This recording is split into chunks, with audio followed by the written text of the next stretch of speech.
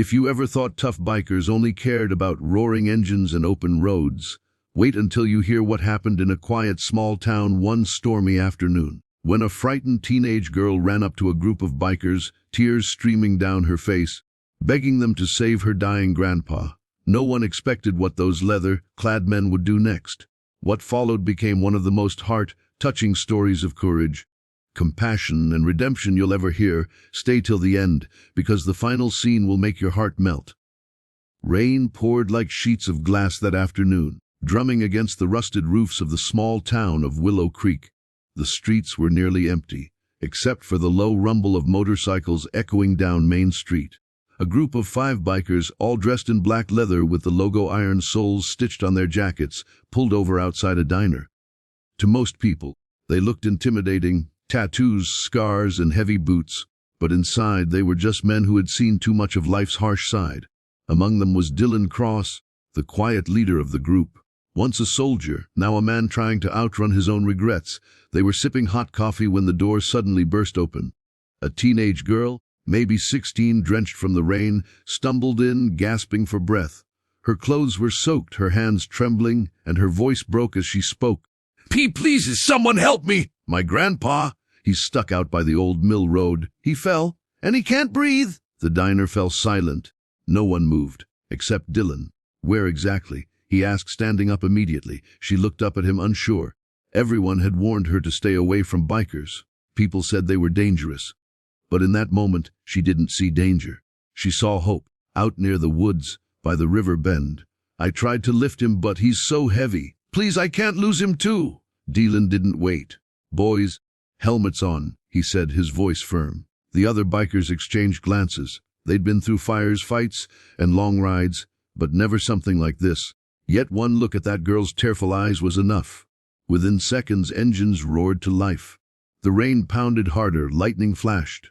But they rode through it anyway, following the girl's trembling directions. When they reached the old mill road, the scene was desperate. A small, broken-down truck lay tilted in the mud. Beside it, an elderly man lay motionless, half in water, half in dirt. Grandpa, she screamed, running to him. Dylan dropped to his knees beside the old man. He's breathing, but barely. We need to move him. Carefully. Ambulance is 20 minutes out. One biker shouted, checking his phone. Too long, Dylan growled. He won't make it. They used their jackets as makeshift stretchers, shielding the man from the rain. One of the bikers, Rick, who had once trained as a paramedic before life went downhill, started CPR. Another raced back to their bikes to grab a first aid kit.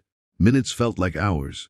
The girl sobbed beside them, whispering prayers. Then finally a weak cough. The old man's eyes fluttered open. Grandpa? She cried, clutching his hand. Dylan exhaled slowly. He's a fighter, he said softly.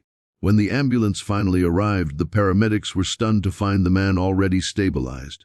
The bikers helped lift him in, soaked to the bone, but refusing to leave until they knew he was safe. Before they left, the girl turned to Dylan. I don't even know your name, but thank you, you saved him. Dylan just smiled faintly. Take care of him, kid. You only get one grandpa. As they rode away, the rain stopped. For the first time in years, Dylan felt something warm inside, a feeling he thought he'd lost long ago. A week passed. The story spread across Willow Creek like wildfire.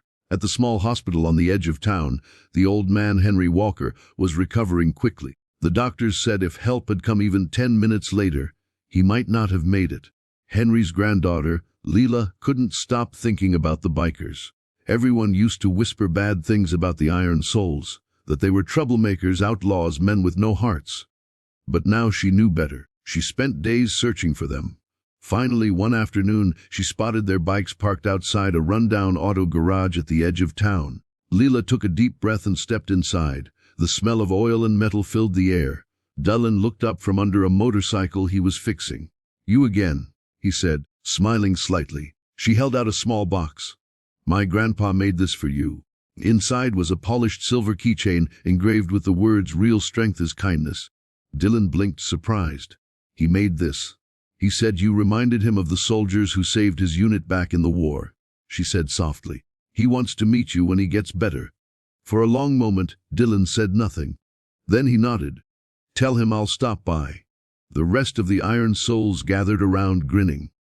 For the first time in years, they weren't just seen as bikers. They were heroes. That night, Dylan rode back to the same diner. Sitting by the window, he watched the sunset reflect off his motorcycle. In his hand, the silver keychain gleamed. He thought about the girl's tears, the old man's faint heartbeat, the rain pouring down, and how that one moment had changed everything. Maybe redemption doesn't come from big gestures or perfect lives. Maybe it's found in the rain on a muddy road when someone cries for help, and you answer.